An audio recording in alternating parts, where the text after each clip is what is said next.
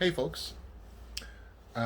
So I recently just did an unboxing and first impressions video of my new Glock. And while I was researching that firearm, I bumped into a lot of forums, excuse me, that were discussing the pros and cons of red dot sights, and I got really interested in the idea of mounting a red dot on my new gun. So I did some research, and there are a lot of brands out there, and there are a lot of good ones. There are a lot of expensive ones, and so I was trying to kind of hit middle of the road there. And I ended up getting as far as I can gather, a pretty high quality red dot from a pretty respectable manufacturer, and it was at a pretty decent price too. So it's kind of right in my sweet spot for what I would want to spend. Anyway, what I did is I got a Vortex brand Venom. They make a couple of different models of red dot, but this seemed to be the one that came the most recommended for the criteria that I had, which was affordable, rugged, and high quality, and things like that. So we'll take a look at the box here, and it says bright red 3 MOA, and this has to do with how much space the red dot covers in your sight from a certain distance. I can't remember what it is. I want to say it's for rifle red dots, it's something like 200 yards. I don't know what it is for handguns. It includes a Picatinny rail mount, which I won't be using. On the side here, it gives you some stats about it, the length, the weight, and I'm not sure what eye relief means, but I suppose I can probably look that up. And some other information, some of the features or selling points they have listed here. Then on the back here, more marketing and salesmanship. Tells you a little bit about some more of the features, waterproof, shockproof, so on and so forth. It's all pretty interesting. You can take a minute and pause and read any of that if you want. But looks like they stand behind their product, so that's pretty good too. And yeah, so let's go ahead and open this guy up here. I'm a trained professional, don't do this at home. I'm kidding, of course. I'm cutting towards myself. Anyway, let's see. And by the way, I purchased this on Amazon. So they have all kinds of different brands and manufacturers of red dots on Amazon. So this isn't the only option you have. But like I said, after a bit of research and reading forums about user reviews, I found this to be the most generally favorable. Hold on, I have a cat problem here. Okay. So let's see. Right off the top, we have, oh, look at that, labeled for Glock MOS there. Well, that's what we're going to be doing here, although I don't think I'm going to be using that little tiny tool. That looks almost frustratingly difficult to deal with. I probably have a better, that looks like a Torx. It is a Torx. Yeah, I have a whole set of Torx screwdrivers, so we won't be using that. We might be needing to use those screws, but we definitely won't be using that tool. This looks like it's some sort of maybe cleaning cloth. It is, okay, it's a little cleaning cloth. And looks like they have a excuse me, little instruction book here. We'll probably look at that before we mount it, which maybe I'll make a video for. Oh yeah, sighting in. That's good. I actually told my dad I might need his help sighting it in, because I went to the range the other day and I found that, with my lack of time on the range over the last year and a half, hold on, cat problem, that my trigger pull needs a little bit of work. because I was a little bit down and to the right. I'm a left-handed shooter, so down and to the right. You know, I improved a bit while I was out there, but I still need a little bit of work. And then I went ahead and ordered a bore sight in case, for whatever reason, Dad can't zero it. But that'll be interesting to use anyway. And then just a little bit of general information on how to care and maintain it, which is all interesting. We'll go ahead and put this back in the bag and set that aside. All right, well, where do we start? I'll tell you what, let's get rid of this. Does this come out of the box? I think it has to come out of the... Oh yeah, okay. So we'll go ahead and get this box out of here. Alright. So I guess we'll very carefully cut this open so we don't damage anything. There we go. Oh no, this is the Torx tool. That's just a regular... Well, maybe not, because it said for Glock, and Glock is definitely... The MOS has Torx tools.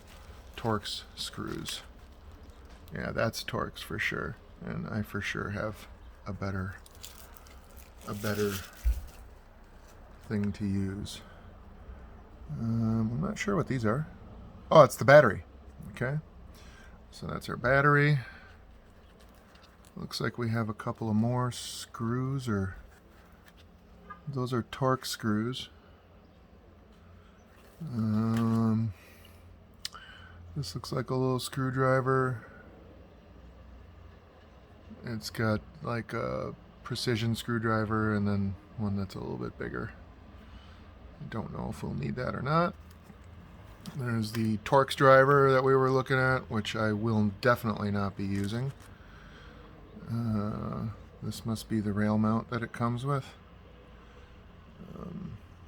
Don't see myself needing this. The Glock came with a plate pack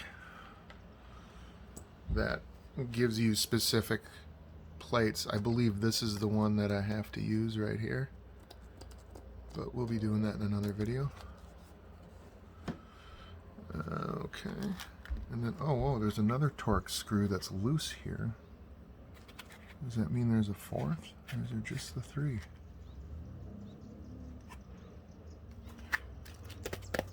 I think there's just three. This appears to be a protective case for the optic. It's kind of neat. It's rubber or silicone, maybe, probably silicone. And then here is what this is all about. Here is the optic.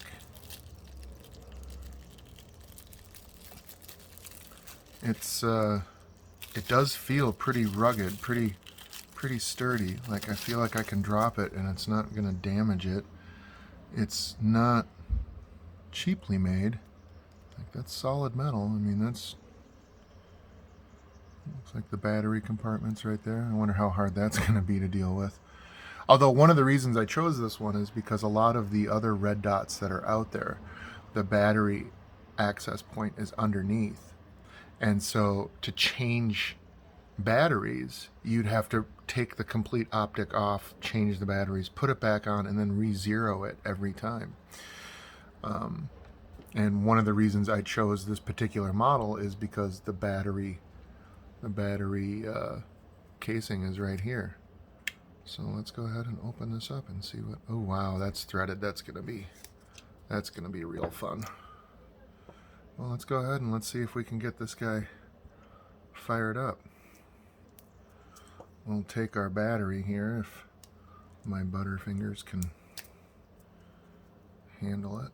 I think it's taped shut. I think that's my problem. We're going to use our friend Mr. Knife. Okay. Okay, Mr. Knife saves the day. Okay, now I presume... Wait, before I'll tell you what. Let's take a quick look at the what the instruction book says about placing the battery in. We'll get this guy out of there. Let's Let's see, powering up. Okay, no. Try to tell us where. Windage. New. Okay, yep. Alright, so plus side up. Alright. We're just going to set this here, though. So that means she goes in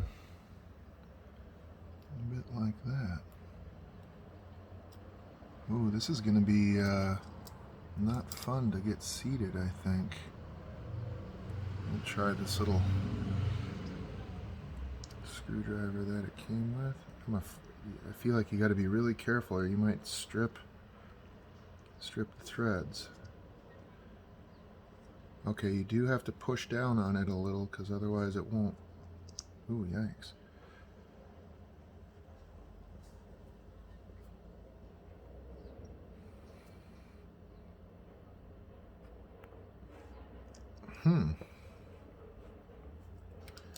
That is not going down.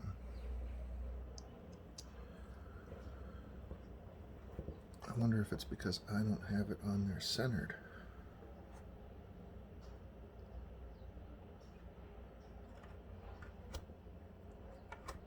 I think that may be the case. Or do I not have the battery all the way in? Is that a possibility? Let's try putting the battery in again. If I can pick everything up here.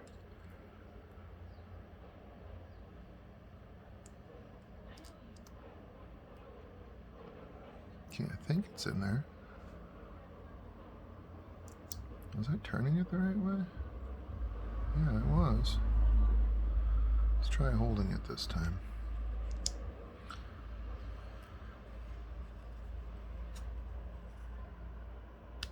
Okay, that bit down, but I don't know if it's... Okay, no it didn't. It did bite down, but then...